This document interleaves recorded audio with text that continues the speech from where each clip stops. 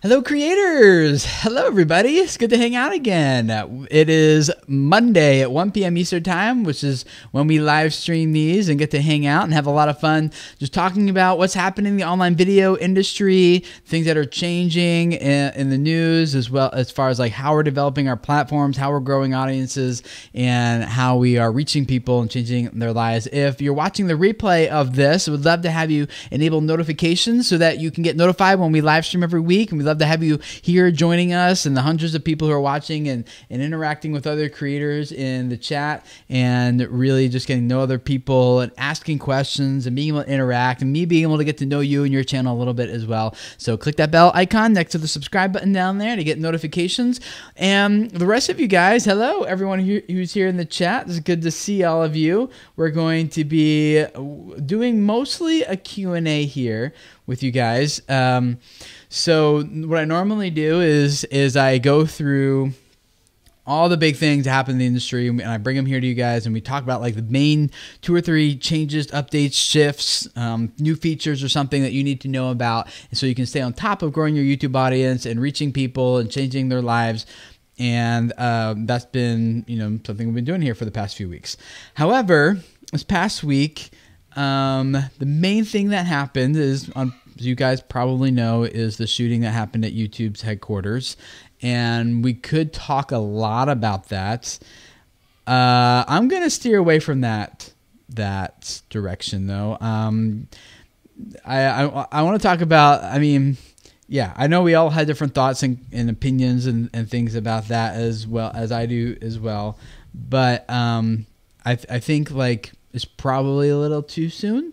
And I just want to be respectful to a lot of the people that I know at YouTube who are going through this and YouTube as a whole. And so what I want to do is, like, that was the big story to talk about from last week. So what I want to do here with you guys is I thank you for the $2, okay, to Tina Shi, as I say it. I'm using Wirecast is what I'm using because I just haven't found something better yet. Although I do need to look into something better. But anyway, we're going to do Q&A here with you guys today instead around something that I know a lot of you guys ask very frequently about in the comments of videos and Twitter messages and emails and everything, which is like, Tim, how do I develop the business side of my channel? Which is my language for it. Usually the language I hear from creators is, Tim, how do I become more consistent with my posting? Tim, how do I, what are some other ways I can earn revenue from my YouTube channels? And how do I start developing a team? Where do I find video editors? How do I get someone to help me manage my community? And how do I set this up? LLC or S-corp, or how to like tracking like revenue and things like all these business types of questions is kind of what I want to dive in with you guys here today and just do total open-ended Q&A with you guys. So we have a few people in the chat. I saw Heidi in there, which is Scandinavian today. You can say hi to her. And I think I saw Jess in here as well, right? Jess Creatives. Yep, I did. Hey, Jess. And there's a few other moderators in there as well who will be taking your questions and keeping them in front of me. So ask your questions throughout the whole chat. They're going to be making sure that we stay, that I do my best to stay on top of answering as many of these questions that are on topic as possible. So other questions related to like, how do I get more views, or I'm having this problem on my YouTube channel, YouTube's not promoting me, those types of things we're probably not going to focus on as much, and just kind of keep it really targeted to the business development side of your channels here today. Okay, so you guys can go ahead and start asking questions like that, and we're going to dive into them here. Tier Talk YouTube channel. What is a good percentage of views to engagements? So thank you for the $2, by the way, for the super chat. Let's try to keep it on topic. Let's keep it on like the business development stuff. And so I see your questions are coming in. So as much as you guys can, let's keep it on business development type questions, not like viewership and stuff. But that question, though, is in terms of percentages, it really depends. There's not like a good or bad. It really, like, if you're targeting 2-year-olds, you're going to have a much different ratio than if you're targeting 16-year-olds. And if you're targeting 25-year-old women versus 25-year-old, males. Like from India is gonna be different. There's just different. There's no like good ratios I can tell you like this is good, this is bad. So sorry about that. All right, some good questions coming in here. Car Galaxy Studio question of the day: is YouTube blocking upload? It's okay. Yeah, that one's not quite on topic, but I don't know anything technically related to like things that are broken and not working on YouTube. I can't help with like account related issues and things like that. I don't know. I haven't tried uploading today yet, although I will later today on my family's channel. But I don't know. I don't have any information about that. Sorry. Let's see here. Okay, here's the good one. Creatively free to be me, like that name. Any tips on announcing your Patreon page to your YouTube community to maximize revenue and minimize hate? Oh, great question. I like this one. So Patreon is a great way, if you have a strong community, is a great way to generate revenue outside of just AdSense. The way most, and I'm going to try to go through a lot of these questions pretty rapid fire, just so you guys know, like kind of quickly, because I know there's a lot of them coming in, and there's going to be a lot of good stuff we want to talk about. But so let me try to kind of go through each of these kind of quickly. My main tip for how to pitch Patreon to minimize hate and maximize revenue is going to sound a little bit maybe self-serving, but you should totally not do this in a self-serving way. The thing is, the pitch has to be all about your community. It's all about serving your audience, and so you should think of like the level in which someone can engage with your brand and with you on YouTube, and a few different levels. Like the first level is just to watch a video. That's like level 0. And then level 1 is subscribe to the channel. That's the next form of engagement.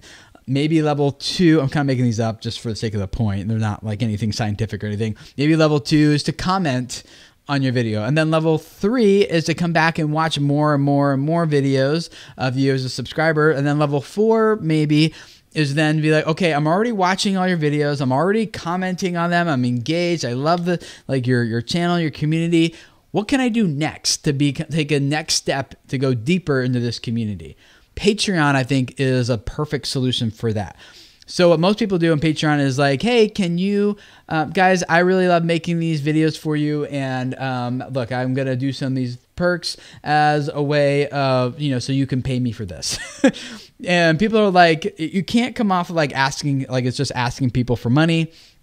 You also can't do it as well to like make it about selling things. So make it about, guys, we really love this community here. You guys enable me to do so much. I love serving you. Here's a next step, of another way that I can serve you better in ways that I can't currently do on YouTube, or it doesn't work as well on YouTube, or just make it like a next natural step in like how you can serve them. It's what you're giving to them. It's what you're doing to really help them out. And make it more about not just like, hey guys, give to me, I'm trying to extract value, but like, guys, this allows me to give you more value. This allows me to serve you better. So make it more about that mostly. Okay, so good question about that. Let's see here. Another question is Willie Hollins. Oh, Holland, there we go. Is a channel ever too small for Patreon? I feel like growing a bit and then opening Patreon later seems better. What do you think? I don't know that there's like any magic numbers about when you should start and not start a Patreon. I would say it has more to do with the strength of your community and less to do about the actual size. So let's say you have like 100 just loyal people who are just watching and engaging in every single thing you do. And they're like, Tim, we want to take, or Tim or whoever, like Willie, we want to take that next step with you. How can we support you even more? How can we become like even a deeper part of this community and experience, like maybe like they're getting access to you, like how we want access to you, maybe like you make these types of videos, but there's other type of information we want with it. Like what is that next natural step? And I don't think it's about the size. I think it's more about the strength.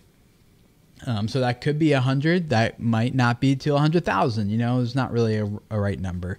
I do know overall, and this might be encouraging for some of you guys who have smaller channels, if you're thinking about Patreon or product sales or merch and things like that, I have found consistently, and I actually heard this as well from Hank Green, who runs dftba.com, which is like a merch fulfillment warehouse for a lot of top YouTube creators, is that the largest channels aren't usually the ones that make the most money.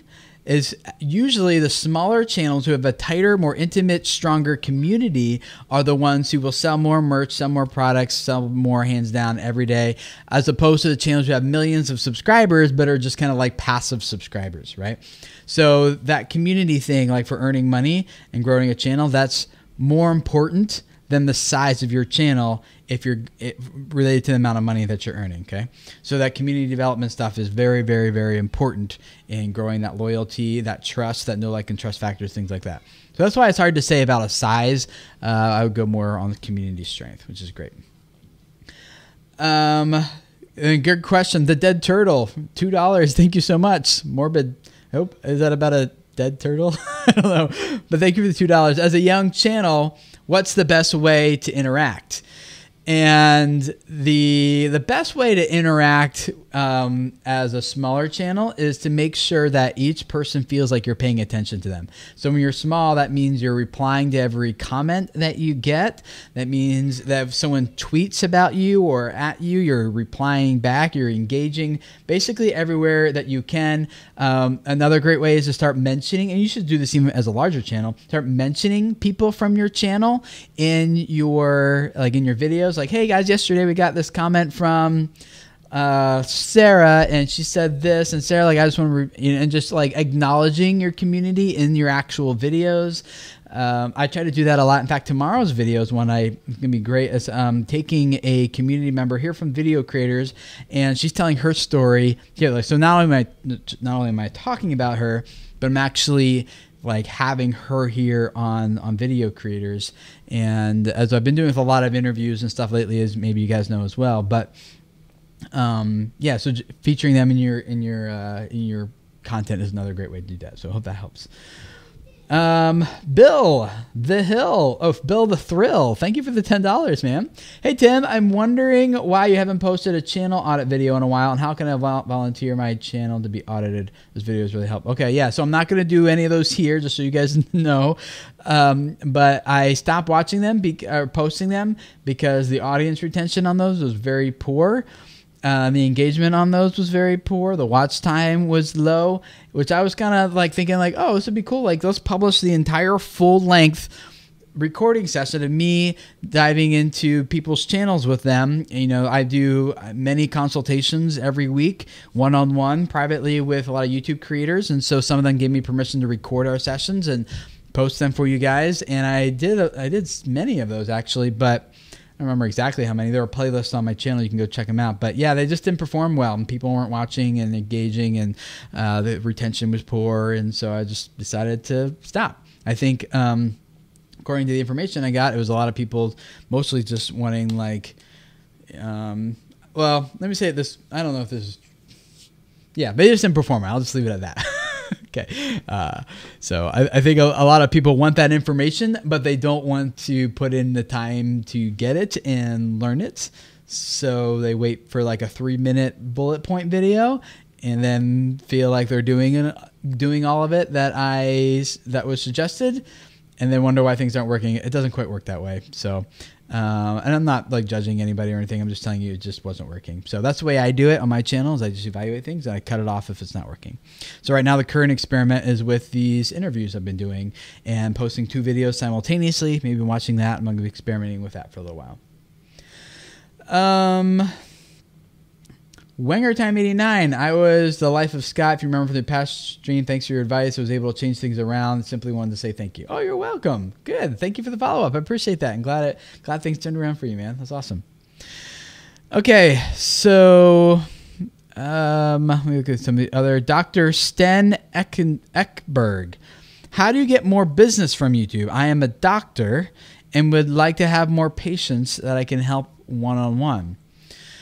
I'd have to know a little bit more about your business model to know kind of best how to recommend that. If you're working with, if you're looking mostly to grow local traffic and getting people into your your local office, I think that's going to probably be more of that's going to be a combination of good valuable content that people are searching for, that they watch, they're not going to come into your office because they watch someone in I don't know, Mexico or something saw it and you're in Seattle, Washington, they're probably not going to convert into your office, but what you can do is start doing good organic content that people start watching, and then run some remarketing ads to those people that are more locally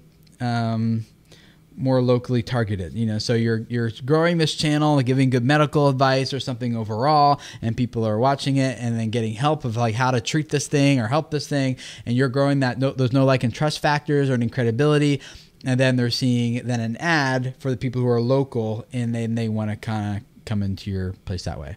If that's the direction you're going. If it's more of a like we have an online thing and we were trying to get people to pay us for 15-minute session or something on the phone, then that would be different. But the principle would still apply, just without the remarketing stuff. You would have videos that are designed to earn trust and credibility, then videos that are designed to grow the community.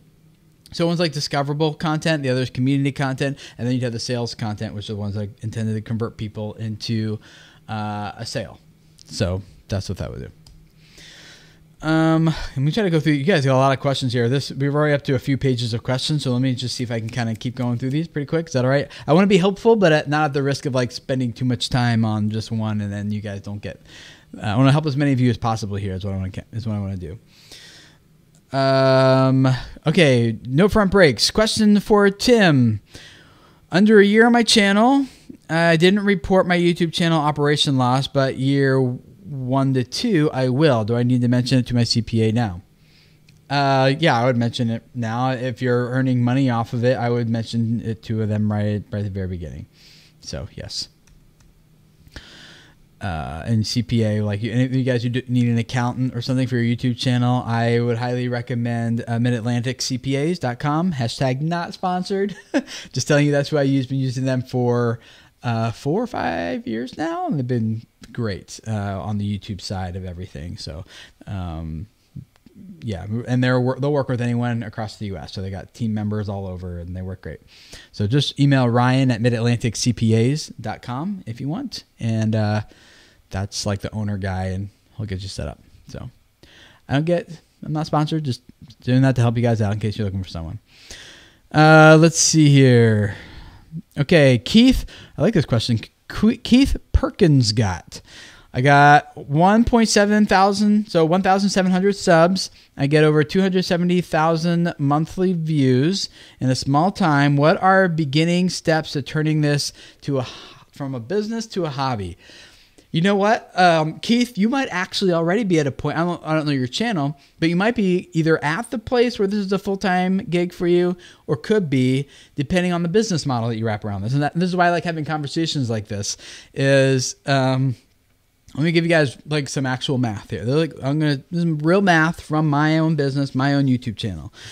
And that is of how this works. So YouTube will give you, on average, depending on the size of your channel and the niche you're in, somewhere between $1 and $5. You can be up, $12 plus, depending on how big your channel is and what kind of market you have and things like that. But let's just, for the sake of our example, let's say you're going to get $2 per 1,000 views on average on YouTube.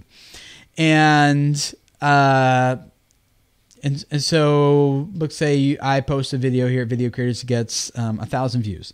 So that's great, right? 1,000 views is, I'm not sure what that currency is, but thank you for the super chat. I'll catch up on all these super chats here. So 1,000 views would be like $2. Now let's say in that video I say, hey guys, at the end I'm like, if you guys want to like dive into this deeper, learn how to really dive into this topic and make your channel as highly subscribable as possible, then I would highly recommend that you check out this ebook. It's called 30 Days to a Better YouTube Channel, and in it every day it can give you a teaching, something you need to know. It's going to give you tasks, something you need to do right then that day on your channel, and then it's going to give you links to further resources if you really want to dive in and really make this work on your channel.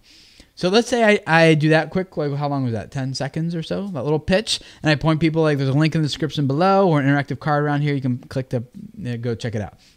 That ebook is $30. And depending on the video and things, I'll convert about 1% of the audience into a sale. And so 1% of 1,000 views is 10 sales for $30 each. That's $300 for the same 1,000 views that YouTube and through AdSense is going to pay me $2 for, right? So I'm not saying the AdSense model is bad or it's lame or you should like avoid it or anything like that. I'm just showing you that the way the advertising model works is if the advertiser can afford to pay YouTube and the creator enough money, because your audience is going to then pay the advertiser back far more than they put in. Otherwise, advertisers stop paying, right? And it goes away. So it's very important, I think, to develop a business model around your audience that they can support you directly. So in your turn, if you're a small channel or growing pretty quickly like Keith, I think it's very important that you develop a product and the formula for that, and the outline process for that. People use turn that formula word around all the time, which I'm a little hesitant to use, like formula or hacks or whatever. So you understand. But the process is, who am I targeting with my videos? Who's my target audience? What value do they want to consume from me, from my video? Or from my channel. That's called the value proposition. And then what is that value? And then how do you put that into a format that's 10x the value you're providing in your channel in a format people are willing to pay for? So like here, like I teach you guys how to grow your YouTube audience, how to get more views and subscribers and build a business around your channel and things. And so that's, I try to put a lot of value into these videos, but I deeply, truly believe that when we do like a one-on-one session together, you're getting like 100x of the value because it's personal. We're spending an hour together in a video call, talking about your channel, helping you work through it, answering all your questions, giving you like action steps and check boxes for you, things that lists for you to do next on your channel, things like that, right? There's a course down in the description below called Turn YouTube into Your Career. And that's like over 4 hours of like step-by-step training of this process I'm telling you guys about right now. That's going to help you go full-time on your channel and turn YouTube into your career, even with a small channel. Here at Video Creators, I started this channel, and within 6 months, it was generating, it had about 3,000 subscribers, and it was generating $10,000 a month. Right? And it wasn't from AdSense, unless, again, not dogging AdSense. I'm just saying your audience has more value than just AdSense. So to answer your question, Keith, that's how I do it. And the rest of you guys, like, I really think that anyone who is serious about this should go through that course down in the link description below. You should go check it out. And that will walk you through the exact process of me and many other creators who have actually disabled AdSense on their channel completely because they're just monetizing it great through the business model. So go check that out. All right, let me catch up on some of these super chats. Build the Thrill, follow up there. How do I increase views? Voting. Each week I try to post 3 ideas for my next Thrill video to be voted on using cards, but no one is voting with about with 1,800 subs. I don't know. I'd have to look at your channel and kind of see what the call to action looks like. It might be that you're doing it at a point, like look at your audience retention graphs. Maybe no one's watching at that point. This is kind of a little off topic, so I'm going to go real quick. But you got to ask it at a point when people are actually watching. And if I think it makes most sense to do that at the end. But if no one's watching at the end, then you have a content problem, not a voting problem. So that's where I would start adjusting that question. Wolfpack Woodcraft, $8. Man, you guys are awesome. Thank you. How do you come up with a title for affiliate products? It's hard to rank on a product name itself. What would you recommend for a small channel? I would recommend. Man, you guys are doing like these really big super chats. I don't know what these are, but these are awesome. Thank you so much. I would recommend that you maybe instead of making it about the affiliate product, make the video about the problem that affiliate product solves for someone. So they're searching for like how to wash paint off my walls. I'm thinking I got 7 little kids.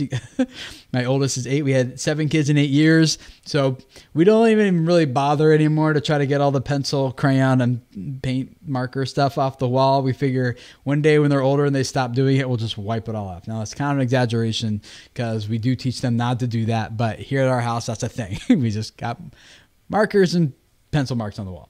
And so if there's like an easier way to get that off, that's what I would be searching for. And then you would introduce me to the affiliate product. So talk more about the problem the product solves instead of just the product itself, because that's more likely what people will be searching for. Neo-Troverted Revelations. Thank you so much for this. You guys' super chats are just awesome. I really do appreciate all this. So in rupees, this is about, yeah, thank you. So I'm not sure what rupees converts to, but, so should we ask our friends and relatives to subscribe while growing? Does it irritate them?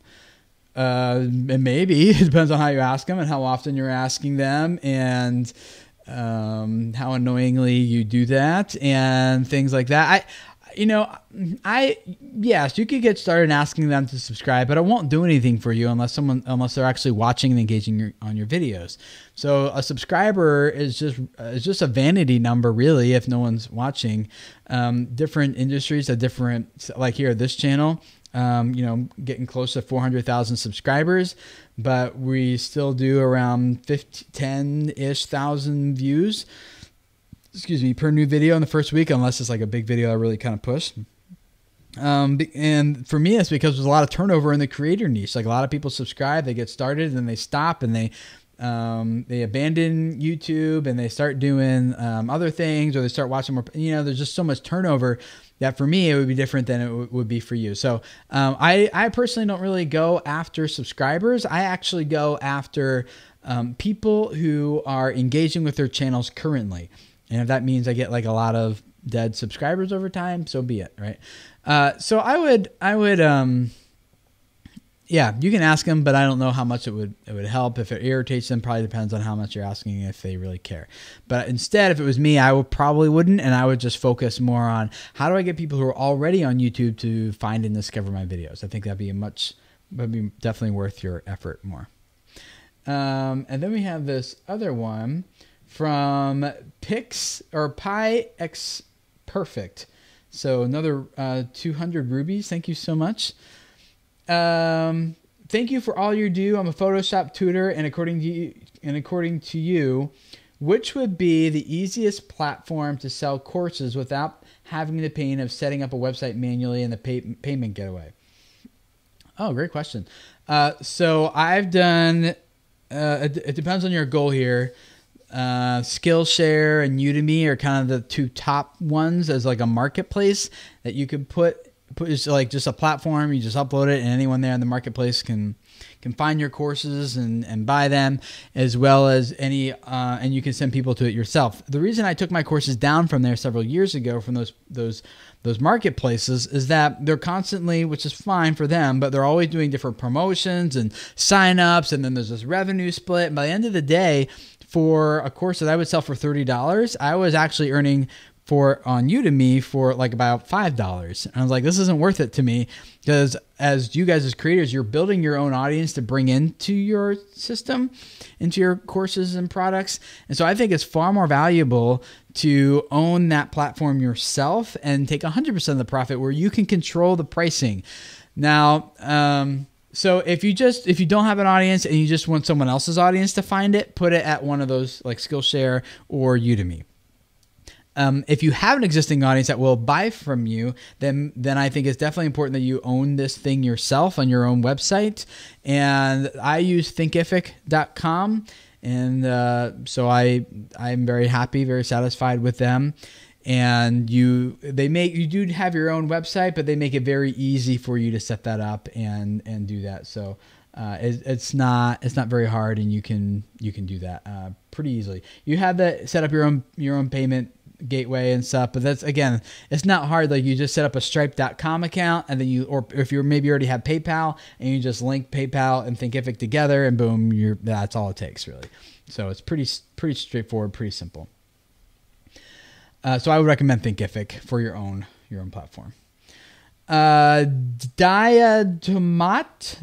Diatomatici. I am sorry, I'm messing up. Thank you for the $10. Thanks for your advice, Tim. Your advice really helped me grow over the 3 years I've been doing this. I was wondering what business model you'd recommend for animation/satire channels like mine. So the way I think about this, good question, is I don't think about business models wrapped around the style of content or the format of the content. You need to wrap a business model around the value that someone would want to purchase, or the value that you're delivering from your channel. So like often people are like, well, I'm a vlogging channel, or what should I do? Or I'm a gaming channel, what should I do? Or I'm this channel, what should I do? I'm like, that's nice. I'm glad you're doing that. But like, people aren't going to, like, it's not about the style in which you create your content. It's about what the value is people are actually paying for. That's what you should sign up for. That's what they'll sign up for. So I would recommend making it about, like, why do people watch your animation? Why do they care about the satire stories that you're telling? What is it that attracts them to your channel? And what is, like, when I say, like, who cares about your channel, I don't mean that, like, who cares? I'm talking about, like, who actually does care? Like, who is it that cares about your channel, and why do they care? And once you know what that is, then you can put that, like, package that value in a format they're willing to pay for, and sell like 10x that value. Kind of like the example I gave with myself earlier, or like guitar tutorial channels, who are, or not just educational, but maybe if it's more entertainment like yours. The way to think about it is that it's also about, like, if someone's watching my family's vlogging channel, for example, over at Schmovies, or we're targeting young moms who just feel overwhelmed with having 1 or 2 little kids, and they're watching us like they got 7 little kids. Like, how do they do that? And so, like, we'll tell a story, a vlog of like the chore charts that my wife put together for our kids that they do every morning. People in the comments, we know, be like, hey, we want access to that. Can you give us that chore chart? And we're like, yeah, for, you can find a link to it in the description below. For $5, 100% of the proceeds go to paying for diapers. So thank you so much, and make it fun. And so we sell those, like, chore charts passively, or like whatever it is that people are just watching you for. Yet that's what you sell. Okay. Hope that helps. And and then the affiliate products one we already did. Okay, cool. Thank you. So Jake B, $2, my weekly self-imposed subscription fee. Thank you so much. I appreciate that. $2. So that's great. Thank you so much. Okay, we got another super chat. Man, whew, you guys are awesome. Thank you. Colossal awesome. And Colossal awesome, I have to say, I really appreciate your engagement. Like, so here's how this works, guys. So a lot of people are just like, hey, will you shout me out as a big channel? Like, or I get these emails, I get these tweets like, Tim, I would only grow if you just gave me a shout out, please. I'm trying so hard. And I'm like, your problem is not a shout out. Like, if people aren't already watching you, just because I shout you out doesn't mean people are going to magically start watching you, right? So in fact, it might make me look bad if that happens, and then people like, hey, that wasn't a good channel. Why'd you recommend that to me? I kind of wasted the last 5 minutes of my life, Tim. That reflects poorly on me. But here's a good example of how to do it. I'm using colossally awesome. Sorry, as an example. They comment on almost every video I do, both here at Video Creators and at Schmovies. On our family's channel, and not like, hey, I like your video, but like they're actually watching, they're engaging, they're leaving insightful comments, not self-promotional comments at all, which is why I'm going to promote them now. They are, I'm seeing them engage with tweets. Like, I see them a lot. They're engaged in the community. And so then when they do things like this, like, I do want to shout them out, and I want to say, you guys should check out these guys. Like, that's how you do it. Take a lesson from the way they're engaging with the community and do what they're doing about giving value and contributing and engaging, rather than just be like, shout me out. And they've never once asked me for a shout out or if they have, I missed it, but I don't remember. I don't think I've ever seen them ask. So Cost You Awesome, thank you for the $5. I should probably read your thing now. Tim, what kinds of things would be acceptable to sell/market on a vlogging channel? Oh, okay, good. I was just giving some of those examples. Let me give you another example. Just looking for general ideas here. So on a vlogging channel, it's still the same principle, like what's the value people want, and you're still giving the same value. But as another example, we homeschool our kids, and so people are asking, like, how do you, like, what does that look like? We're doing homeschooling vlogs, and then in that vlog, it might show, like, here's the structure of how here's the schedule we put together for our school for our first grader and our second grader and kindergarten and preschool and stuff. People are like, oh, where do you get those? Like, we want those. You're like, like $5, down below. Or we memorize scripture verses together as a family. We have some of them just on the wall around our dinner table where we sit around and sometimes talk about them. And we don't really feature them, but people just see them. They're like, hey, where'd you get those? I'm like, well, and it's not hard for me to like take a sheet of paper or a PDF really, and put like a nice image on it that represents the passage, and then like the scripture verse, people can download that PDF and buy those. Just look for the tools that you're already integrating into your stories, but that people could then buy. The key here though is that it has to be aligned with the value, because if you don't know who's watching you don't know who your target audience is, or maybe you're not targeting anyone specifically, it's going to be very hard to do this. If you don't know why they're watching you, or at least the stories as a vlogging channel, what does your vlogging channel kind of revolve around? It's going to be very hard to do this. So it's important to make sure that these things all kind of align, so that when that product comes on screen, it's not like hey, I made this thing if you want to buy it or not. It's like, your audience is like, we've been waiting for that. This is why I watch you in the first place. Thank you, right? And it's about giving more value to your audience than it is about just trying to take it. So hopefully that helps. Woo, I'm just trying to keep up with super chats here. My gosh, you guys are awesome. Thank you so much. I'm definitely going to be able to pay for another pack of diapers now. Thank you. Each video on my channel is on a different topic. So how do I find my audience? I'm having a hard time talking here today. Netroverted revelations. I would make it again, like, it's not, look for an audience around a value, not necessarily a topic. So here I talk about a lot of different topics. I talk about all kind of generally related to YouTube, I suppose, but views, subscribers, analytics, retention, business, like these are all different topics around one value, right? So if you, by different topics, you mean different values, it's going to be very hard, if not impossible, to grow that audience. You definitely need to make it about a consistent value. And that's the only way we can grow the channel, because people won't subscribe, or maybe they will. But if you start unintentionally training them like, hey, you don't need to watch every video I do because the value is kind of be like, sometimes it's great, sometimes it's not. You're going to start training your audience not to watch every video. And so in order to get them to watch every single video you publish, it has to be a consistent value for a specific audience over time. And that's for product sales and whatever you're doing. Like that just needs to be very much a part of what you're doing in order for it to work.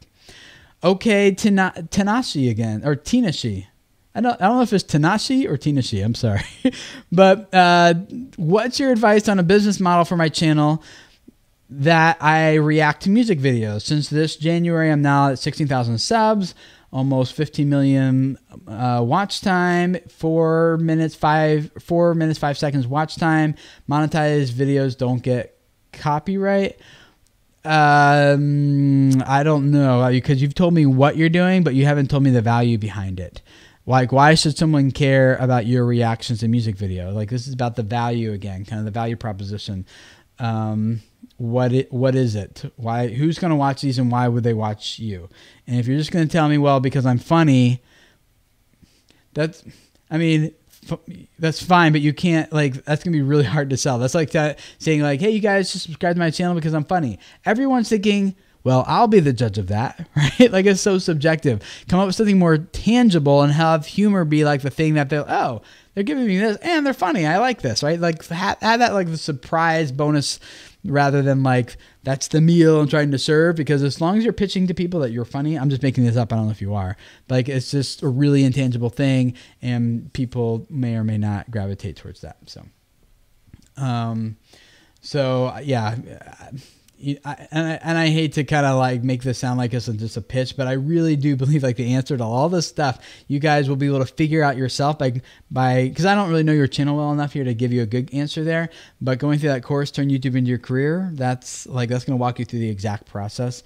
And I think in a channel like yours, okay, Tanasha, you might need to actually switch maybe the content strategy to be more aligned with the value that you can sell. Or that an advertiser would want to sponsor. Like, hey, we want to be in front of your audience because maybe you don't have a product to sell them, but maybe there's another company that does, and that's the way that, like, sponsorships, even go brand deals and sponsorships, we haven't talked much about here yet. But the best way to do that is to have an audience, because have an audience that brands want to be in front of. And so there you still have a product, but now you're just selling other people's eyeballs. That's your product, which is then how the more views that you're getting, the bigger your audience, the more you can charge for access to that. So you're like the gatekeeper of like, hey, instead of selling my own product, you're going to give me a little bit of money, and my audience is going to give you like 5 times more money than the brand paid me for that, right? So there's a saying on the internet that if you're not paying for something, then you are the product. Like Facebook, like YouTube, like it's usually advertising-based type of models.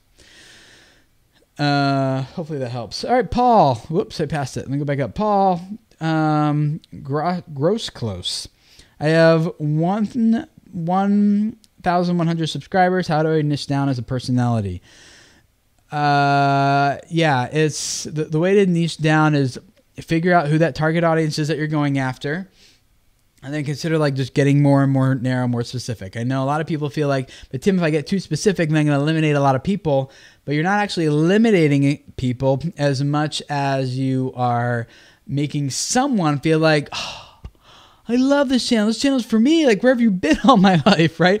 Like, in order to start getting momentum, you have to make someone feel that way. And the best way to make them feel that way, make them feel like the videos are for them, is to actually make videos that are specifically designed for them, not like just some generic videos that I hope someone watches. So you can broaden it too, but as you get bigger and gain more momentum and things, but I think that to really get started, niching down is like just kind of break it down. So if it's like, for me, it's like creators.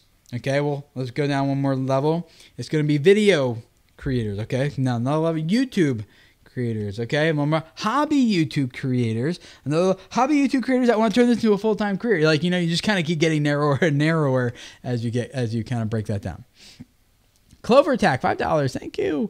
Any tips on better Patreon conversion without it sounding like e-begging if you have a very loyal and engaged audience? Yeah, it's not about begging. If you don't ever beg, it's an invitation to join a community. That's what it's about. It's not about begging like, guys, please support me. I need your support. Like, guys, I really want to keep doing this for you, but I'm going to need more money in order to do it.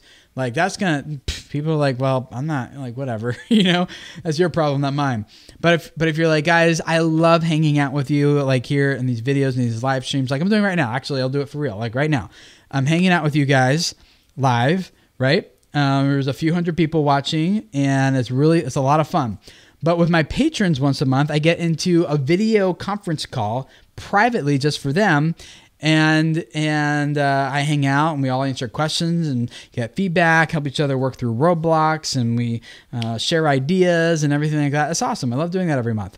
So for me, I would say, like right now, I would say, hey guys, you know, I really love hanging out with you here in these live streams. It's a lot of fun. I love the interaction.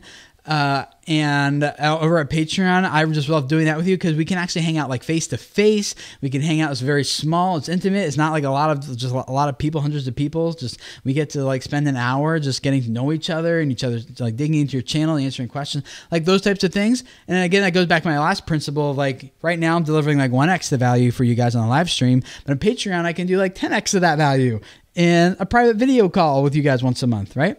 At the $3 level. So that's not begging. That's offering more value. That's like saying like, we're already doing this, but if you want to go deeper and take a next step in the community and help support me, that's what that is. Sorry, that's how we do that. So I would love, for more creators to just think that way. Think about it as value, community-oriented stuff.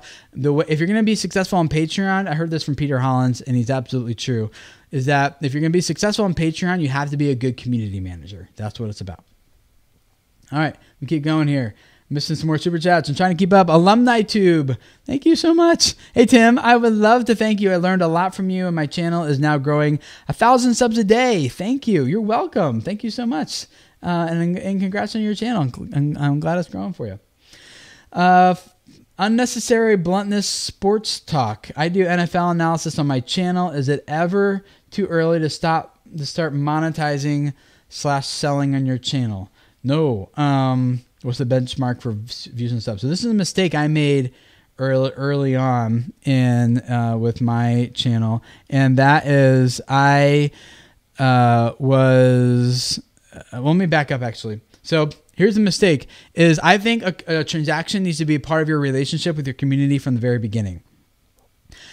You need to set that mindset for them that I don't have to pull out my wallet with Tim or with unnecessary bluntness sports talk, but I could if I wanted to, right? I'm still getting a lot of good value that I need, but so some of the mistakes I made back, I was actually a full-time blogger prior to YouTube, and on my website everything was free, all ad supported. I wasn't really trying to make money off of it. I was just trying to like talk about something I was passionate about, which is youth and family work.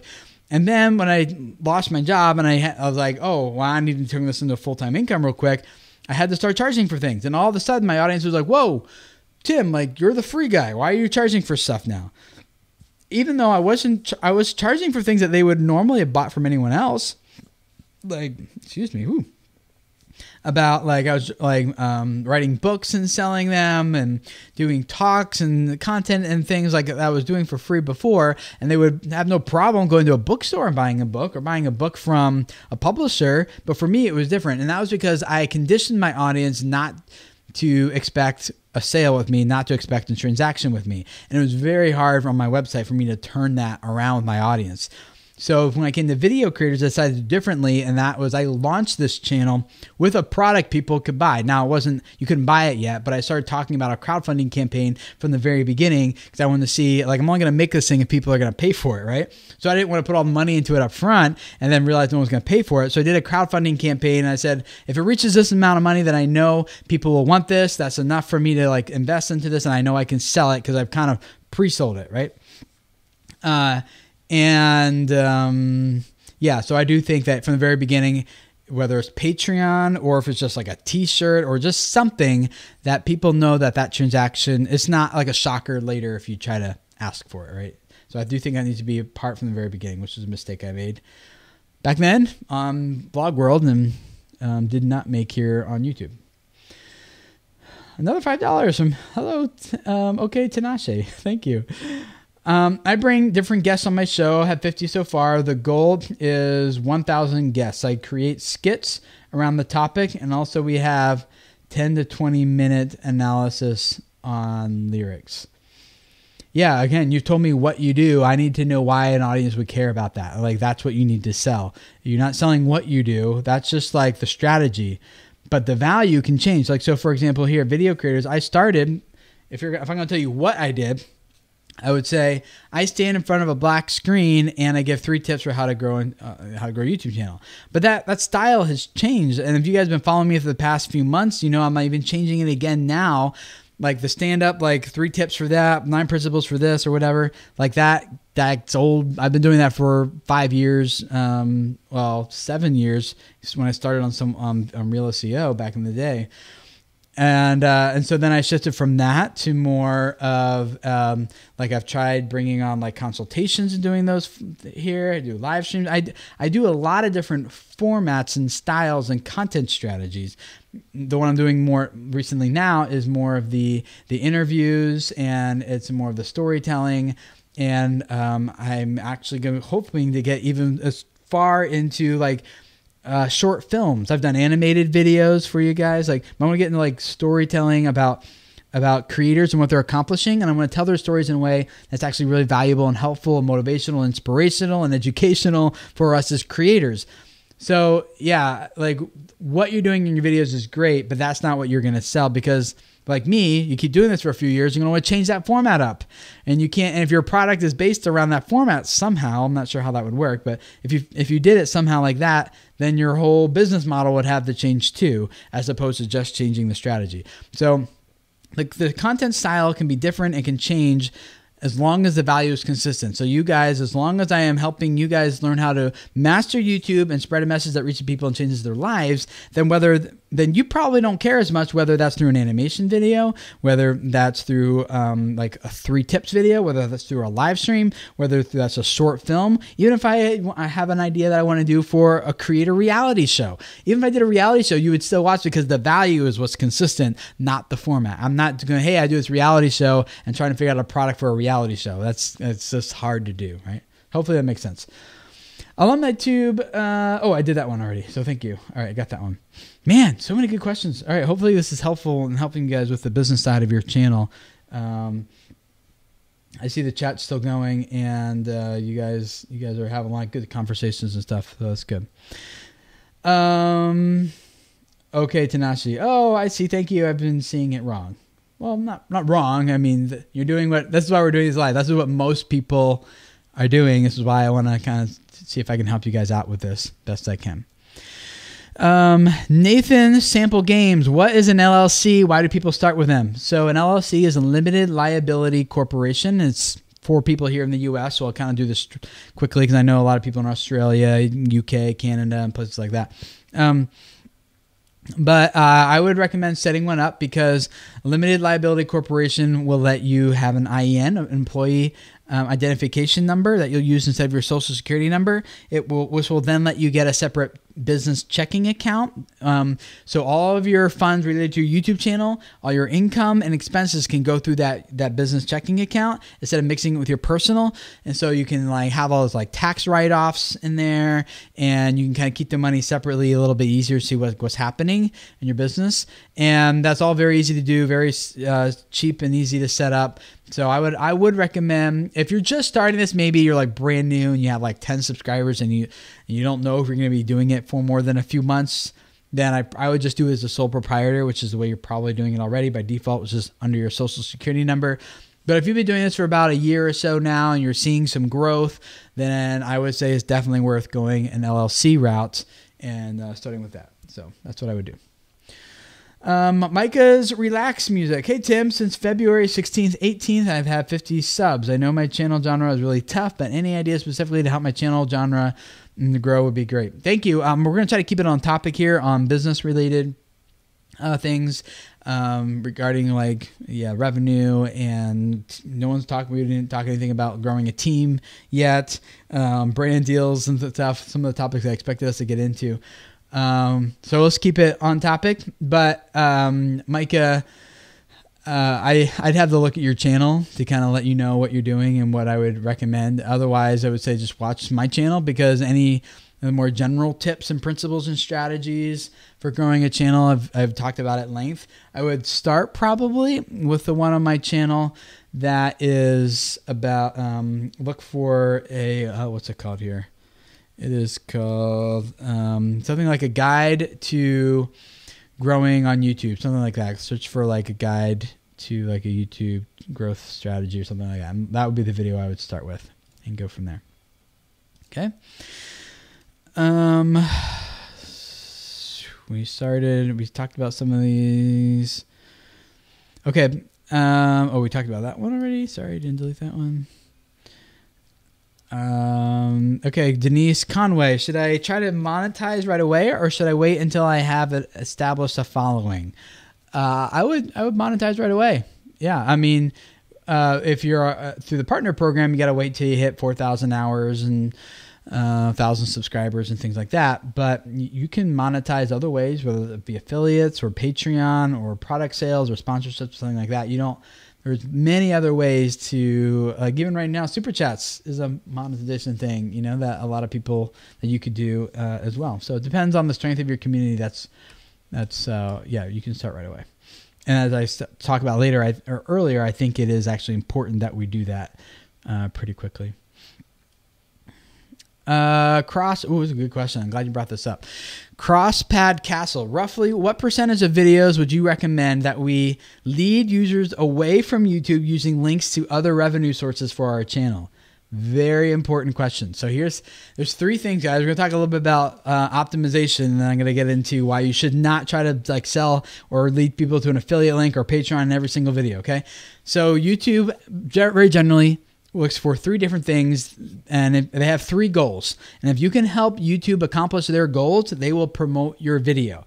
And that is, number 1, they want to promote videos that bring people back to YouTube. Those are measured in session starts. They tend to put those videos on the front page of YouTube. You can see that in your analytics under browse features. So what videos do people come to YouTube looking for?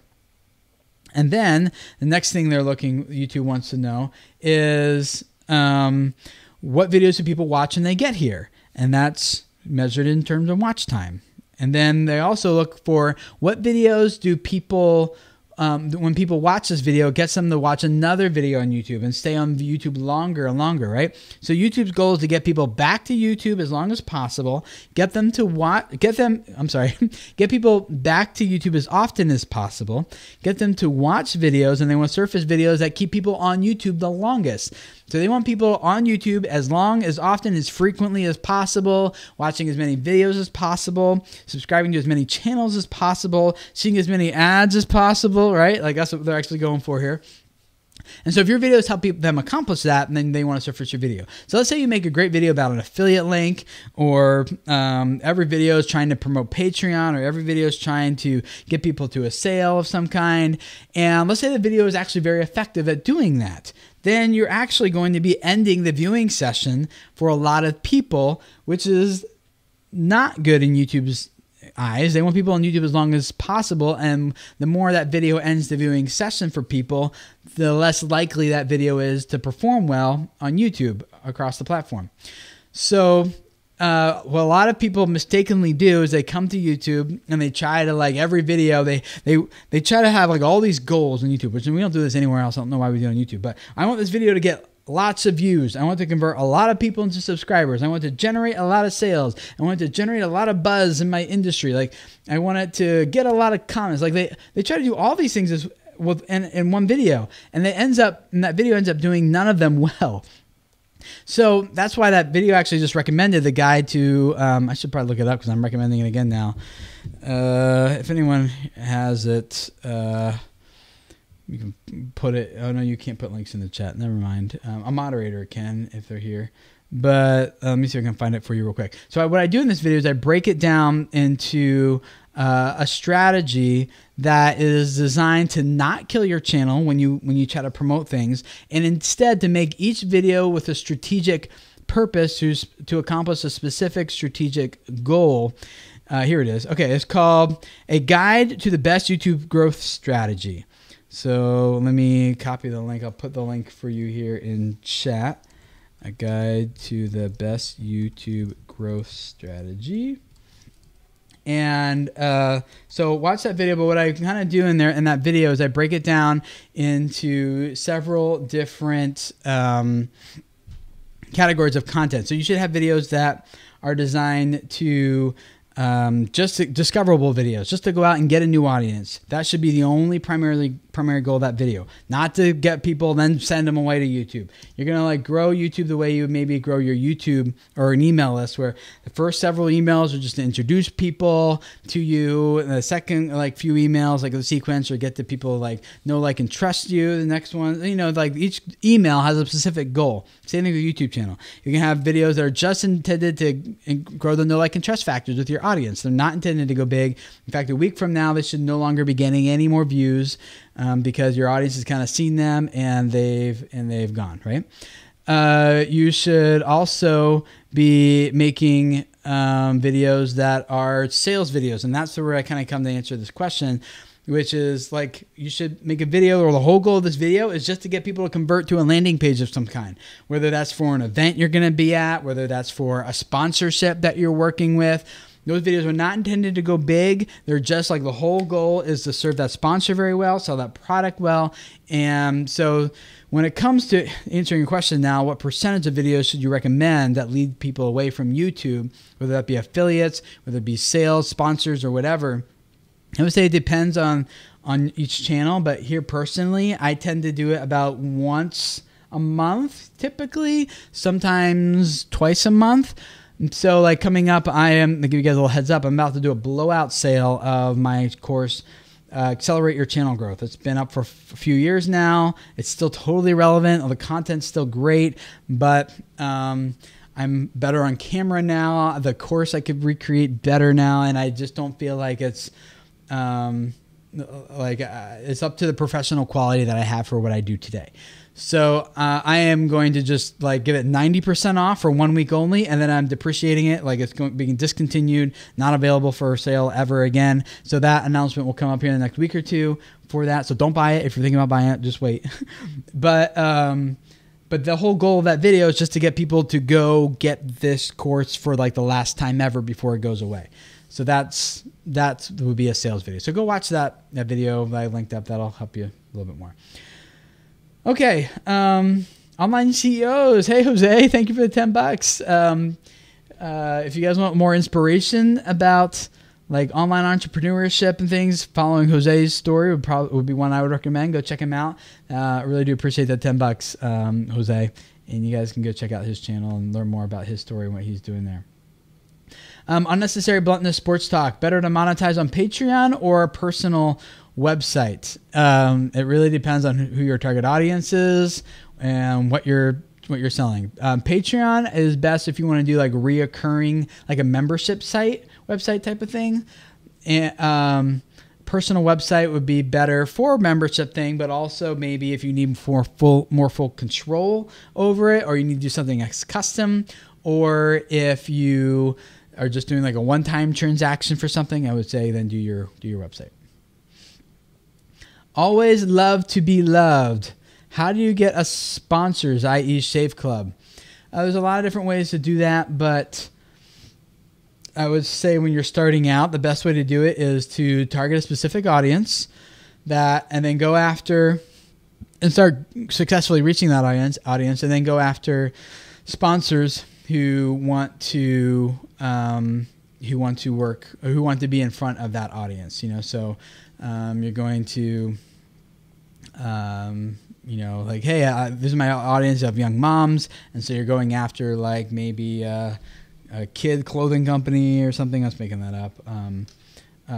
Yeah. And so like then you just kind of reach out. I would recommend just reaching out with a pitch deck. Go through my channel and search for media deck and find the video that walks you through how to put together a media deck for your channel, and then use that to pitch to brands and sponsors. And that would be the way I would do it. So reaching out, LinkedIn can sometimes be a good way to get in touch with their CMOs or chief marketing officers, or someone on the marketing team at these companies you want to work with, and reaching out to them that way. The Cooking Corner. Hey, no comment. Just love hearing you say my name. What's my name? Cooking Corner. And this is another example of someone who engages with the community here very often, very regularly, in a value-given way, not in like a self-promotional way. So thank you, The Cooking Corner, for your support and how active you are in this community. I really do appreciate it. And the rest of you guys, if you want some cooking recipes, you can go check out The Cooking Corner. Don't cook them out. Just check them out. Awesome, guys. This has been a lot of fun. You guys who want to take this seriously, I highly recommend my course, Turn YouTube into Your Career. I don't do this just to sell it. I just really do deeply believe that. That's why I made it. And it's like the answer like almost all of you guys need for how to monetize your channel beyond AdSense. Go full-time on it very quickly, like me and many other creators who have done this with only a few thousand subscribers or less, going full-time on it. And it works. It just hands down works. It's nothing new. It's nothing flashy. It's actually the way people have been monetizing the value they provide for thousands of years. It's just a different platform and how the value is being provided. That's all. So I would highly recommend you go through it. And if those of you guys want to hang out with me personally, we got that Patreon at patreon.com/video creators. I'd love to hang out with you guys more there as we talked about as well. So I wasn't even planning on pitching all this stuff. It's just like the stuff you guys are asking is good stuff, and it's things that you can find. And if you're willing to invest, there's one little tip I'll leave with you guys here. Is a lot of times, like for me, I just want to give this away for free. I'm like, I don't want to charge for this. I would rather like find other ways to support myself and just give as much information away for free and processes and things. I learned though, and this is what you guys should learn as well, is that actually doesn't serve people best in the long run. When I give things away for free, like these free 1-hour consultations that I was doing, putting them on the channel, like I said, no one like really watched them or paid attention to them. Or even when I do consultations, when I used to do them for free, just to, you know, vets and nonprofits and ministry people and stuff like that. If it doesn't hurt the person, like in some way, they don't feel some kind of pain, they're much less invested in the value that you're providing. And so like in my case, when I don't charge people, they kind of just listen as like ideas or suggestions, but they don't really take it and go do it on their channel, which is really unfortunate. And because then they end up wasting their time, they end up wasting my time, and they didn't really get what they wanted. As opposed to if you charge someone money for something, it hurts them a little bit, and they'll be far more likely to then go to their channel, in my case, and do the things you say, or in your case, like take the advice that you're giving if you're charging them for it. And then they actually get the results they want, and then it makes you look good, and they're excited and happy. They tell their friends about you now. And it came because they have to be invested into the process for it to work. And one of the best ways I found to do that is by charging them. And when that money hurts them, they're more committed. Like they're actually going to consume the product from you. They will watch every part of every video, as opposed to like a YouTube video. They might like leave after 3 minutes or something. So the value there is definitely worth it for you guys and for myself. It serves people better in the long run when you charge them, because not only can you keep providing the free value through your channel that you're giving, but then the people who are actually serious about taking your advice will actually do it and implement and get the results that they want when they invest into that. I know I wish it didn't like always work that way, but that's just like I found consistently over 5 years of doing this on YouTube. It's definitely the way it works. So I hope that helps some of you guys feel better about the value you're providing and the way you're serving your audience well. So thank you guys for hanging out with us. Make sure you hit that bell icon if you haven't already, so you get notified next week when we go live. And looking forward to catching up with you again. And Chris Conkle Vlogs, thank you for the $5. And he says, thanks again, Tim, and you're welcome again. And looking forward to catching up with you guys next week for another live stream. See you then.